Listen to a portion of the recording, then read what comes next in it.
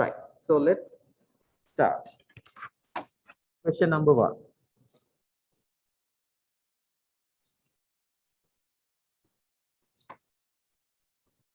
Okay.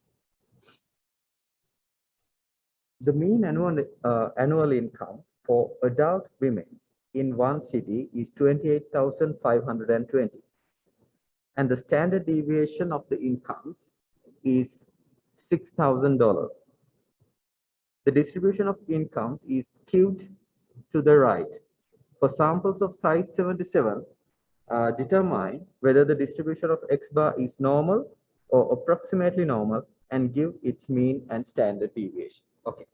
Now to answer this question, right, you should know the basic things that we learned in chapter 7. I will quickly remind you these stuff so that it will be easy for you to understand this, right? So in chapter 7, what we discussed was about the distribution of sample mean. Sample mean is X bar, right? So we can say distribution of X bar, right? Okay. So what did we learn there? We learned this. This is the main thing that we learned. If there is a population, right? If there is a population with mean mu and standard deviation sigma, okay?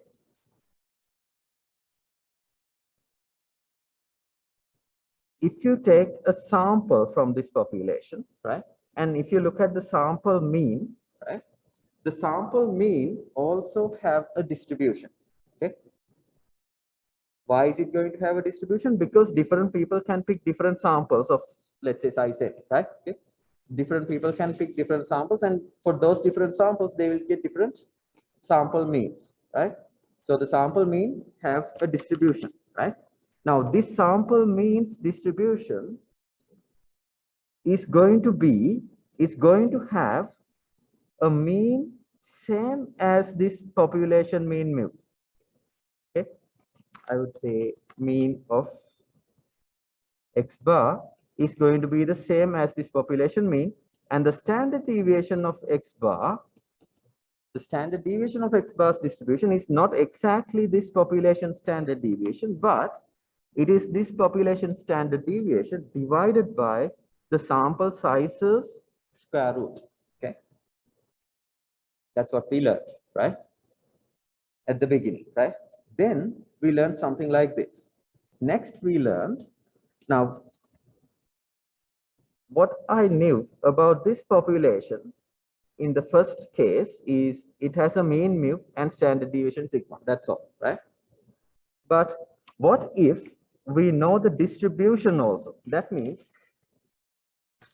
what if we are further given that the population has a mean mu, standard deviation sigma, and also it is distributed as a normal distribution? Okay, then this is a big information actually, right? So what do we know about the population? There's one more additional thing than here, right? In the first case, we only knew it has mean mu and standard deviation sigma, right?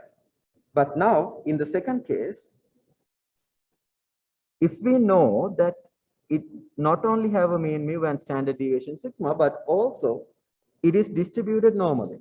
Okay, so that means, let me call this variable x here, right? Let's say x may be the height of a student, right? So x is now normal with mean mu and standard deviation sigma.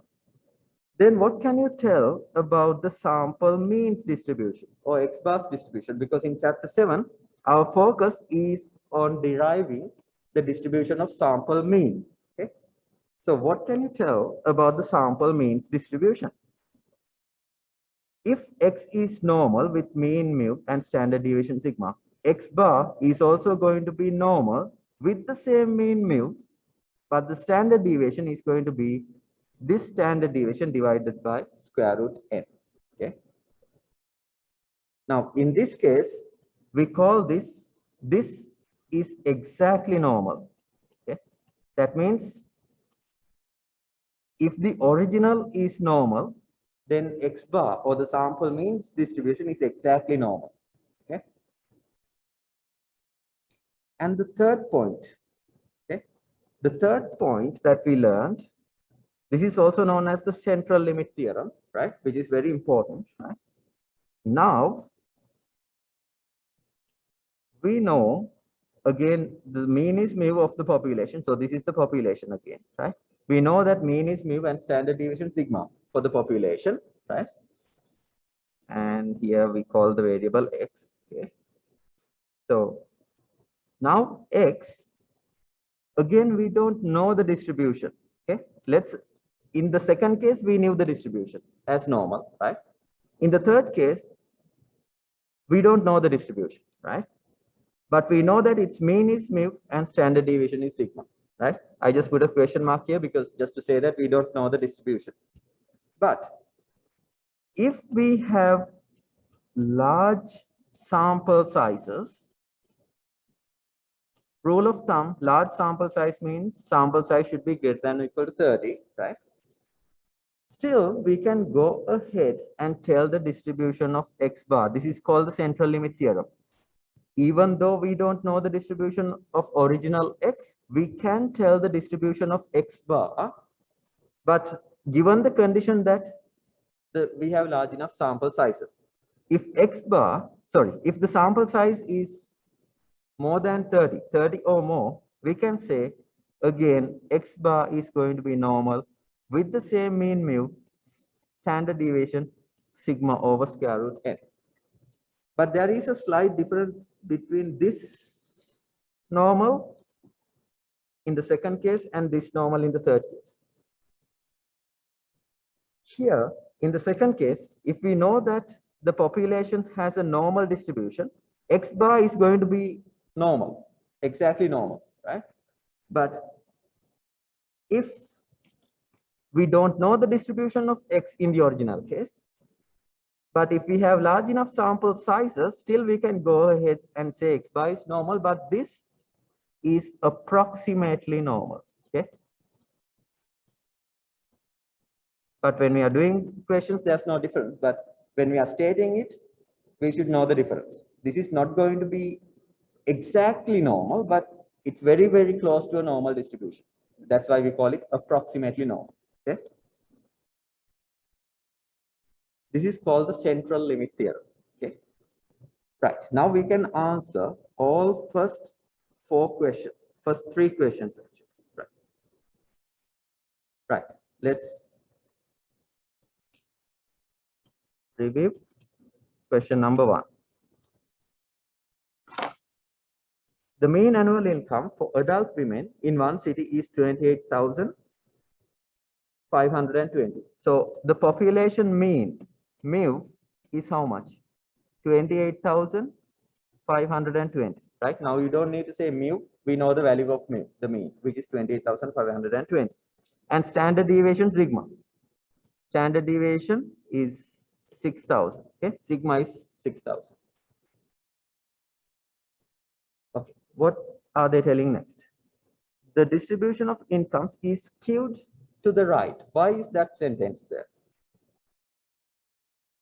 Now, that sentence is just telling you that this distribution of annual incomes of adult women is not going to be normal originally. That means the original distribution is not normal, right? In other words, we don't know the distribution of the original case. That means we are here, right?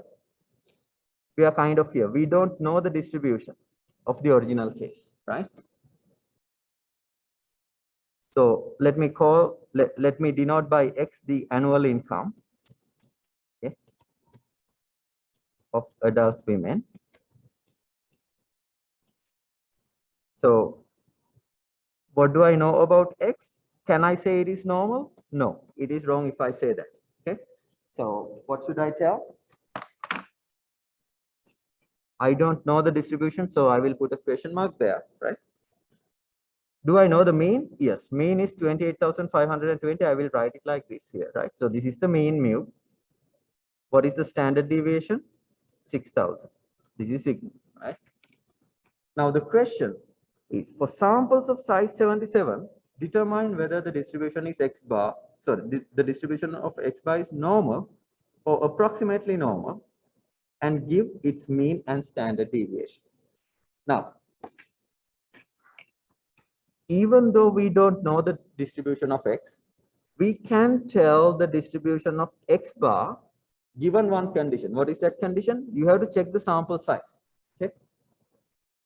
You have to do this if you don't know the distribution of x, right? If you know the distribution of x, as in the second case, you don't need to worry about the sample size. Here, right? If we know that the original distribution, original variable is normal, then no worries, right? X bar is definitely normal despite of the sample size. But if you don't know the distribution of x originally, then you have to look at the sample size. If the sample size is greater than 30, then you can go ahead and tell x bar is normal, but this is not exactly normal. This is going to be approximately normal, okay, with the same mean, right? With the same mean, but the standard deviation is going to be 6,000 divided by the sample size's square root, which is 77 square root. Okay. Now we have sample size 77, right? We have large enough sample sizes. That's why I can tell this. Okay.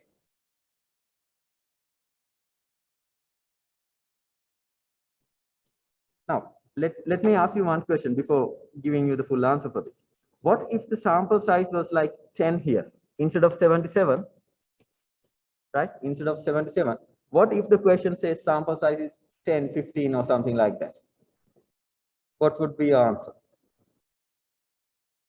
What if a sample size of, for the same question, if I change the sample size to n equals 15, right? Then what happens? Do I have large enough sample sizes? No, right? And I don't know the distribution at the beginning, right? Then can I tell that this is approximately normal? No, right? If the sample size was like less than 30 here, then I will not have an answer. I cannot answer this question, right? But since I have a sample size of 77, which is larger than 30, I can get the answer. And the answer is x bar is going to be approximately normal with the same mean, and the standard deviation is going to be 6,000 divided by square root 77. Now, let's find the answer. So there are 4 answers. Out of them, B and D are out of the way. Right? Why? Because it is going to be approximately normal. Why? Because we don't know the distribution of x at the beginning. Okay. So the answer is going to be either A or C, which says approximately normal, right? Now, out of these two, what is the difference? Let's see. First one says approximately normal with mean 28,520. That's good. Standard deviation 6,000. Well, without doing any calculations, I can say this is wrong. Why? 6,000 has to be divided by square root 77, right? I don't know the answer. I haven't used a calculator, but I know that if I divide 6,000 by square root 77, the answer will never be 6,000, right? Okay. So actually, without doing any calculations, I can say that the answer should be C, right? Okay. So if you do this calculation, 6,000 divided by square root 77, you will get the answer 684 approximately, right? You can check it, right? Good. Thank you. Right. So so I can say x bar is approximately normal 20 with mean this and standard deviation 684, right? So the answer is going to be C for the first question. Okay. Second question. Let x represents the number that show up on a balanced die when a balanced die is rolled. Then x is a random variable with mean 3.5 and standard deviation 1.71. Okay. Let x bar denote the mean number of mean of the numbers obtained when the die is rolled 37 times. Determine whether the distribution of x bar is normal or approximately normal and find the mean and standard deviation of x bar. Now, what happens here?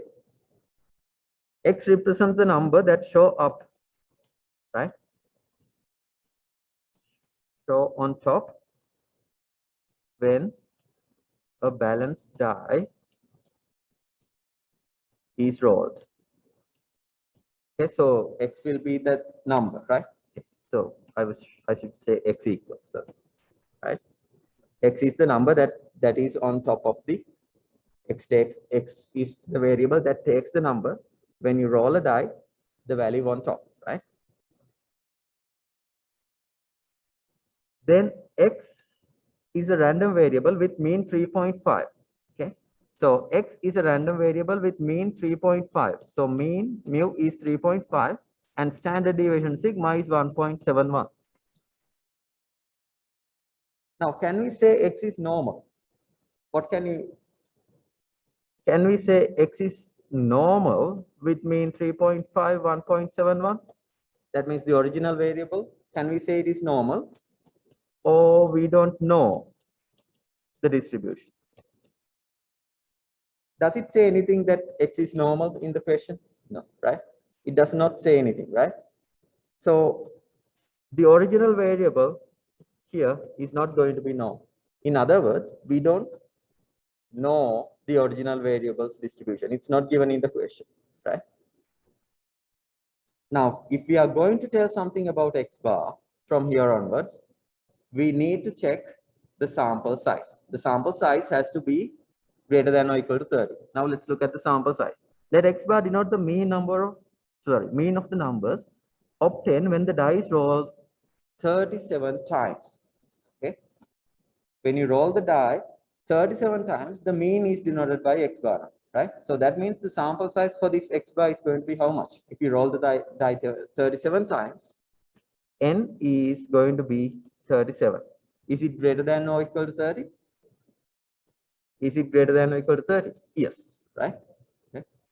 So we can tell something about X bar. What can we tell? This is actually the central limit theorem that we learned, right? Then we can say X bar is normal, but this is not exactly normal, approximately normal. So I would say it like this, right? Approximately normal with mean. The mean is going to be the same mean as the original mean. What is the original mean? 3.5. So sample mean is also same as the original mean 3.5. But the sample mean standard deviation is not exactly this, but that divided by square root of sample size, which is 37. Okay. So let's find the answer now. Again, it's kind of similar, right? A and C, I can say definitely wrong because they say both the answers are saying normal, right? It is not good. It is not normal. It is approximately normal. So the answer is going to be either B or D. Okay. Out of B and D, let's look at B. Approximately normal with mean 3.5 good up to there. Standard deviation 1.71 wrong again. Why? Now these questions actually, even though I am asked to use the calculator, I don't need the calculator to answer these questions, right? Because if I divide 1.71, so this is the standard deviation answer. Standard deviation of X bar is this, right? It will never be 1.71 because the answer for standard deviation of X bar is 1.71 divided by square root of 37, right? Square root of 37 is like 6 point something. If you divide 1.7 by 6 point something, you will never end up in 1.71 again, right? It should be less than that. Therefore, the answer should be the only remaining one, which is D, right? So you can check your answer using the calculator. You will see the answer for this 1.71 divided by square root 37 is 0.28. Okay. So the answer is going to be D for question number 2. Okay.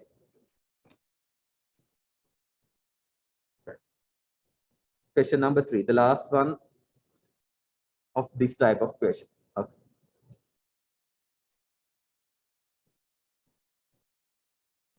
For the population of one town, the number of siblings x is a random variable whose relative frequency histogram has a reverse J shape. The mean number of siblings is 1.3 and the standard deviation is 1.5. Let x bar denote the number of siblings for a random sample of size 30. Determine whether x bar is normal or approximately normal. Find the mean and standard deviation. Again, it is the same thing. Now, the mean number of siblings, x is the number of siblings. Okay.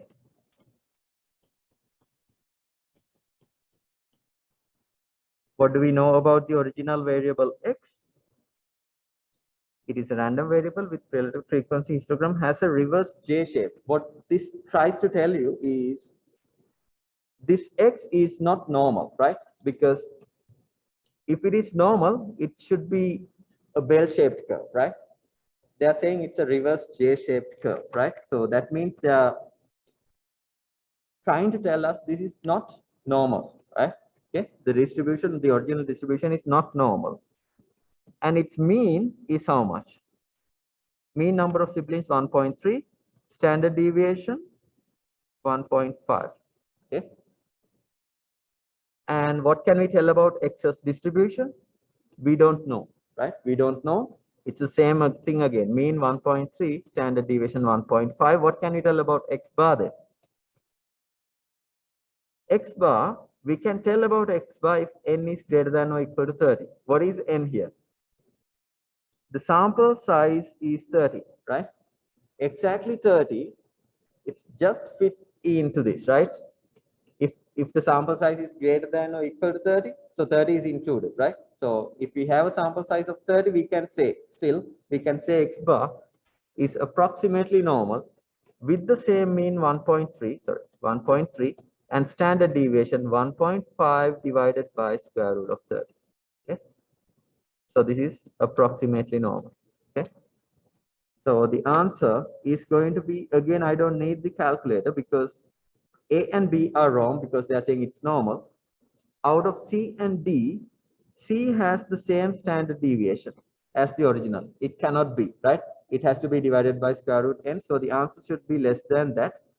So you can use the calculator and check. You will get the answer surely to be 0.27 here, right? Okay.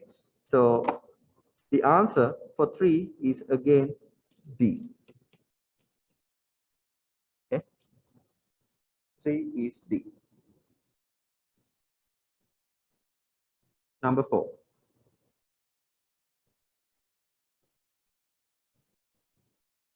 The amount of coffee that a filling machine puts into 8-ounce jar is normally distributed with mean of 8.2 ounces and standard deviation of 0.18 ounces. What is the probability that the sampling error made in estimating the mean amount of coffee for all 8-ounce jars by the mean of a random sample of 100 jars will be at most 0.2 ounces? Round your answer to 4 decimal places. Okay. Okay. So this, first of all, let's understand this question. Okay. So this is the hardest type of questions that you will get from chapter 7. Okay. The amount of coffee that a filling machine puts into a 8-ounce jar is normally distributed with mean of 8.2 ounces and a standard deviation of 0.18 ounces. So what this tells you is about the original variable x. Okay. Okay. Let x be, right, the amount of coffee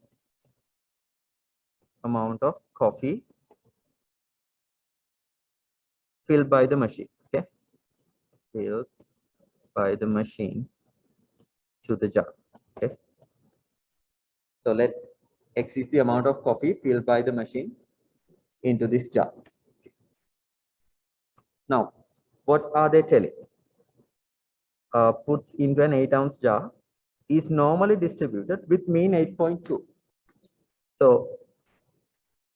this x is normal. They are saying it straightforwardly. This is a very big information, right? In the previous three questions, we did not know the distribution of x, but now we know the distribution of x, right? It is normal, right? Is normally distributed. This is very important, right? Normally distributed with mean 8.2. Mean 8.2. Mean 8.2. Mu is 8.2 and standard deviation 0.18. Okay, standard deviation 0.18. Okay.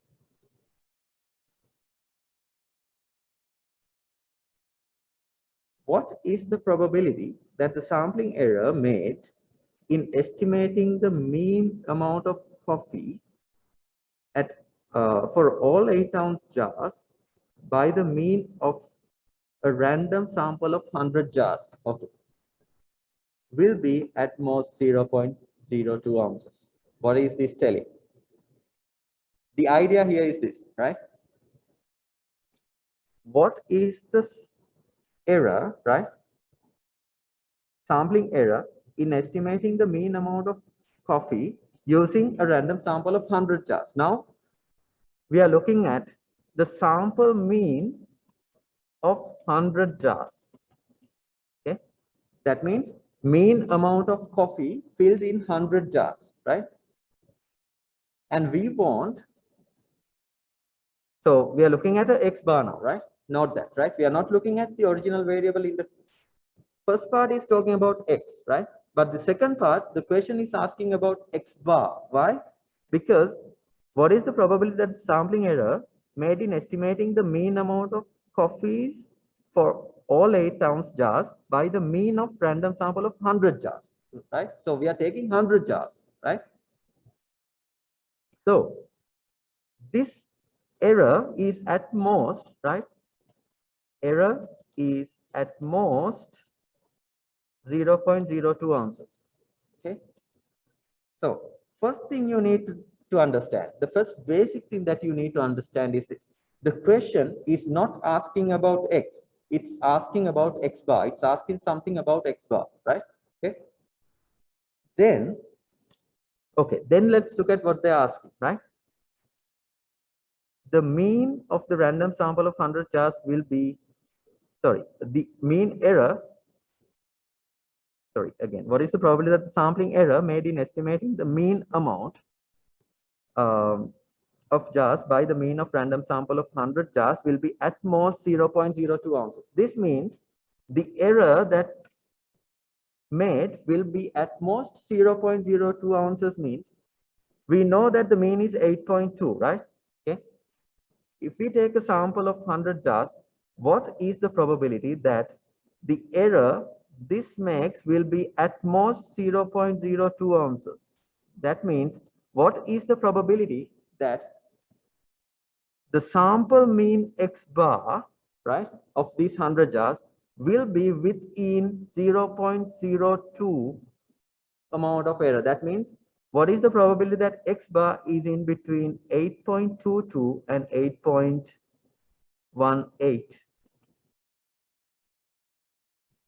8.22 and 8.18. This is what the question is asking. Okay. What it tells you is you can have an error of at most, the probability of having an error at most 0.02, right, from the mean. So the mean is 8.2, it is given. The error that you are allowed to have is 0.02, right? What is the probability that you would make a maximum error of 0.02? So if you do a 0.02 error, right, from the mean 8.2, that means you are allowed to go 0.02 this way and 0.02 that way, right, to the right and left. If you go 0.02 to the right, you will end up in 8.22. If you go 0.02 to the left, you will end up in 8.18. Okay. So now we understood what the question is asking. The question is asking the probability that x bar is in between 8.18 and 8.22. Now, to answer this question, what do we need to know? We need to know the distribution of X bar. Okay. We need to know the distribution of X bar. Do we know that? We don't know it yet, but we are given information about the original variable X. Okay.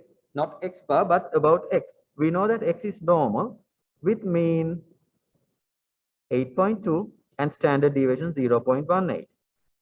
What can we tell about X bar? X bar, this is the central limit. You don't need the central limit theorem here because X is normal, right? Okay. If X is normal, X bar is also going to be normal. This normal is not approximately, but exactly normal. You should understand the reason. Because if the original variable is originally normally distributed, X bar, you don't need to worry about anything, right? X bar is going to be also exactly normally distributed. Okay. Now, if it is normal, what is the mean? It is the same mean as the original. Therefore, it is going to be 8.2. Okay. What is the standard deviation? It is this standard deviation divided by square root of n. Okay.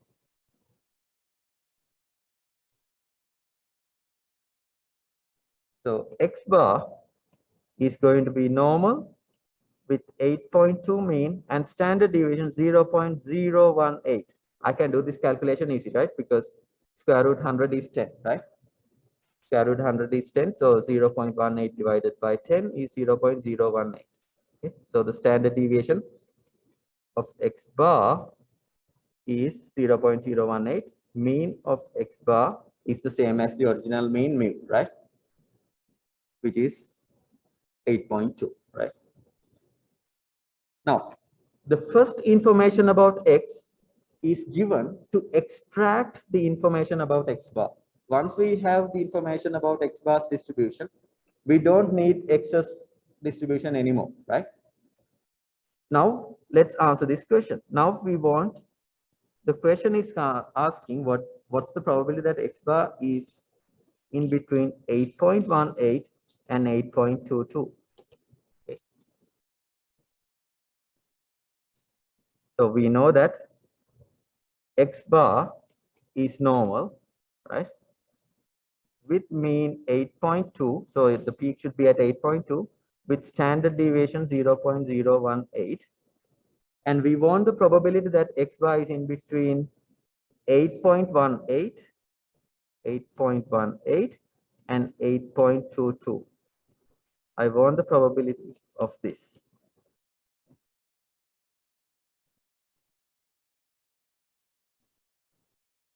So how do we do this? This is a normal distribution question now, right? Okay. So we need to convert this to a standard normal case now, right? How do we convert X to a standard normal? Denoted by Z. If you take X, subtract the mean, divided by sigma, you will convert this variable X to a standard variable Z. But remember this now, this is for a normal distribution with mean, mu and standard deviation sigma. But now we are dealing with whom? X bar's distribution. So X should be replaced by X bar. Okay. Mu should be replaced by mu X bar, which is the same as mu actually, right? Mu X bar is the same as mu. Sigma should be replaced by sigma X bar. But remember that sigma X bar is not the same as sigma, right? Okay. The mean, the standard deviation of X bar is not the same as X's standard deviation. So X bar minus mu, I can say, right? Because this is the same as this, right? But sigma X bar is sigma over square root n. Okay? But actually we know the answers for each of these. Mu is how much? 8.2, and sigma over square root n, we got the full answer here, right? For the whole, this whole thing, right? That means 0.18 divided by square root of 100, we got the answer 0.018 here, right? Okay. So I can write this simply like this.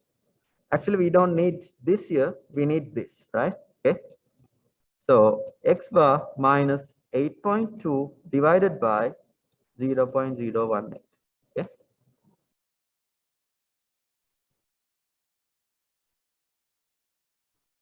If these two are confusing to you, remember that we are working with x bar now, right? So we have to subtract the mean of x bar and divide by the standard deviation of x bar to make x bar standard normal, right? Okay. Okay. Now let's see where these 2 points, these are the two special points, 8.18 and 8.22 in x bar. Where does it correspond to in the standard normal case? How do you find them? Plug in 8.18 instead of x bar and plug in 8.22 instead of x bar here, and you will get the two values of the standard normal case, right? So when you convert x bar to a standard normal, where would these two values, 8.18 and 8.22 will go? Let's plug in and see. 8.18 minus 8.2 divided by 0.018.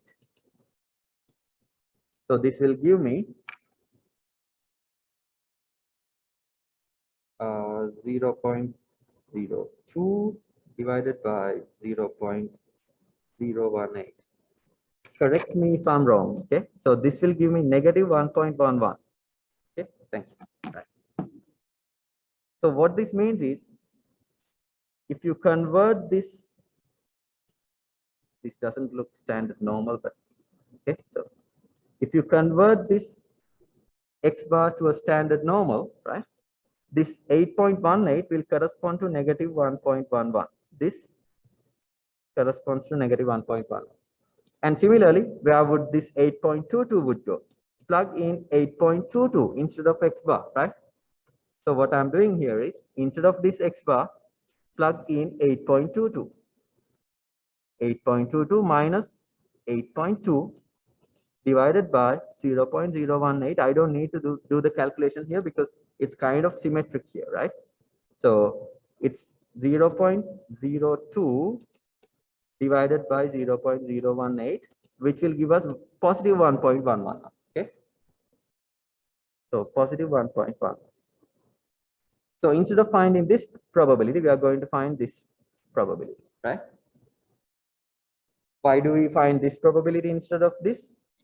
Because this is the one that we can find using the standard normal tables, right? Standard normal tables are meant for standard normal variables, right? But both of these probabilities are the same. So therefore, once we find this probability, we already have this. Okay. Right. Now let's find this. So 1.11. Let's look for 1.11 in the standard normal table. Okay.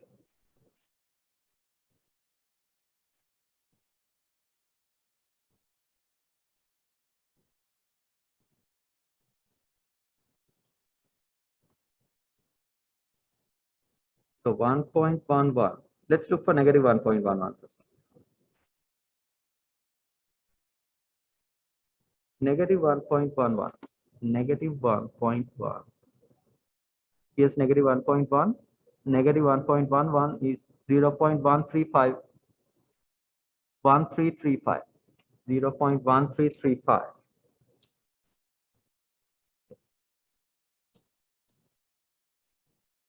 0.1335. What did we found there? When we look for negative 1.11, we found 0.1335. Remember that it is this probability, this region. Okay. But we don't need that, right? But we would need the help of it to find the final answer. Now let's look for 1.11. 1.11 is here, right? It is 0.8665. 0.8665. So if you look for 1.11, you will get this region, because the table is always going to give you starting from 1 point till the negative infinity, this region, right?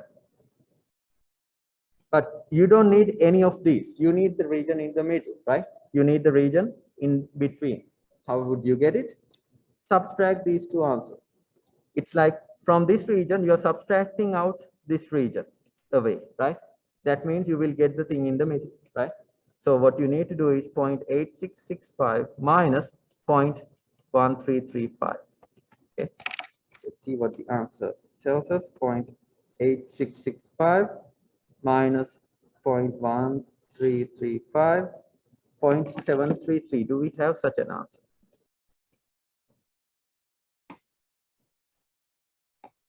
Yes, we do, right? So we have 0.733, which is number C. Okay, so the answer is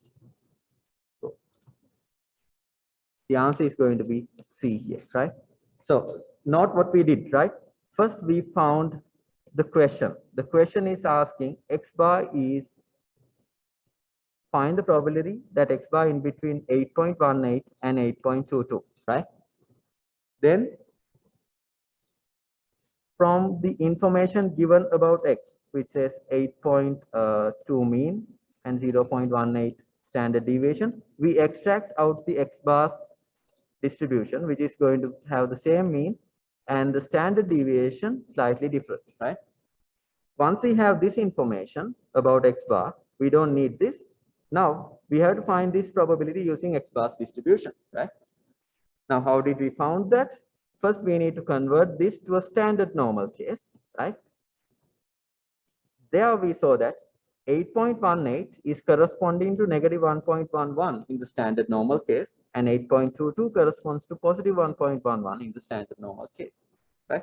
So instead of finding this probability, we found this one using the standard normal table, and it is going to be this 0.733. Okay, what we have found here was the answer for this, and it is the same answer here, right? Okay, so actually we found the answer for this bit, right? Okay, so 0.733, so the answer is C.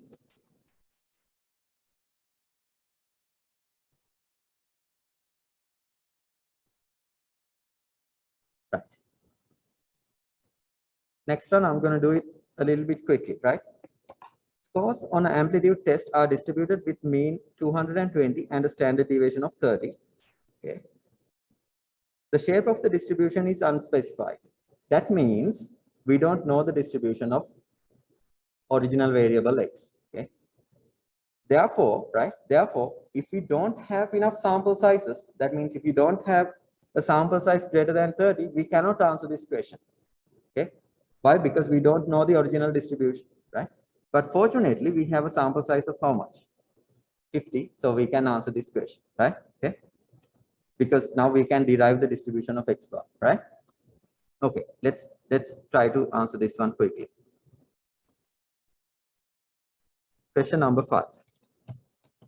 Scores on amplitude test are distributed with a mean 220. So X is the score, right? X equals the score of the amplitude test. Okay. So this X has a mean 220 and standard deviation 30, but the shape of the distribution is unspecified. That means we don't know the distribution of X. I will put a question mark, but what we know is it has a mean 220. So mu is 220, standard deviation 30, sigma is 30. Okay. What is the probability that sampling error made in estimating the population mean by the mean of random sample of 50 test scores will be at most 5 points? That means if we take a sample of size 50, right? And if you look at X bar, right, that means the mean of these 50 students, right? What's the probability that that mean will be away from the actual mean 220 of at most 5 points? That's the idea, right? Again, I will tell you. We take a sample of size 50, right? And we look at the sample mean of this, right?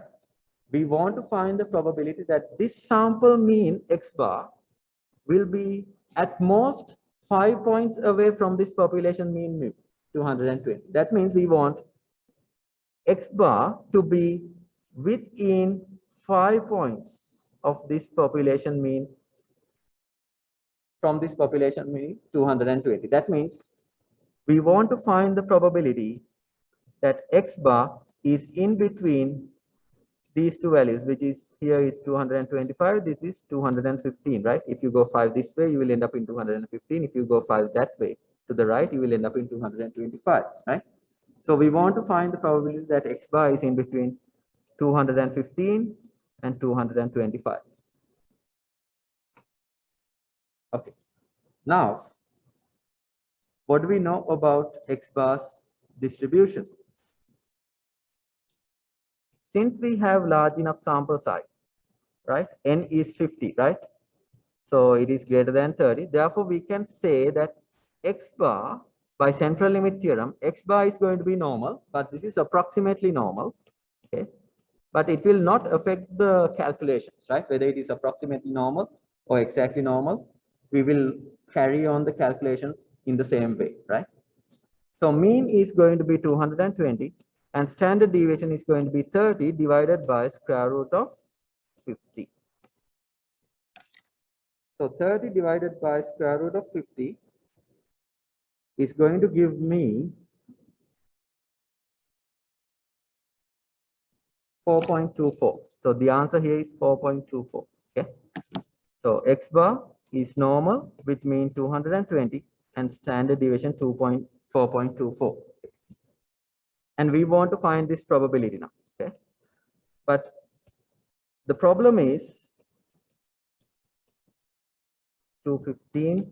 We cannot find this, right? We have to first convert this to a standard normal case. Okay. How do we do it?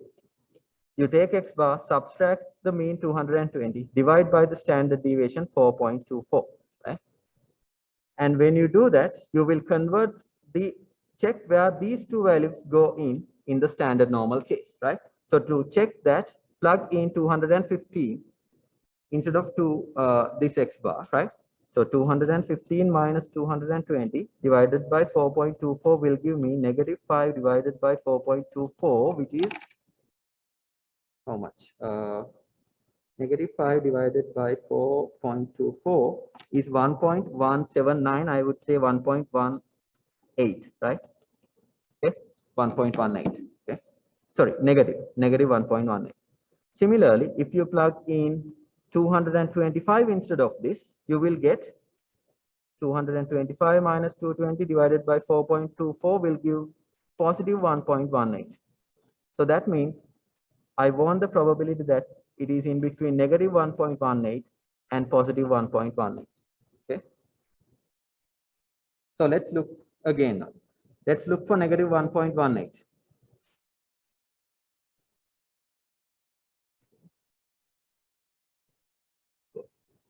I'm a little bit away now, but still I will quickly do it. Negative 1.18. Negative 1.18 will give me 0.119. Okay. That means this region is 0.119. Positive 1.18. Positive 1.18 will give me 0.881. Okay. 0.881. Okay. But we need the value in the middle, right? So we need to subtract these two answers. 0.881 minus 0.119 will give me the answer, right? 0.881 minus 0.119 is 0.762, right? 0.762. Do we have such an answer? Yes. So question number 5, answer is A. Okay. So question number 5, answer is going to be A. Okay. So I did the last one quickly, right? So, but it is the same as question number 4, right? So you can go through the same procedure and find the answer. So the final answer is going to be this, right? 0.881 minus 0.119, which will give 0.762, right? Which is question, the answer A, right?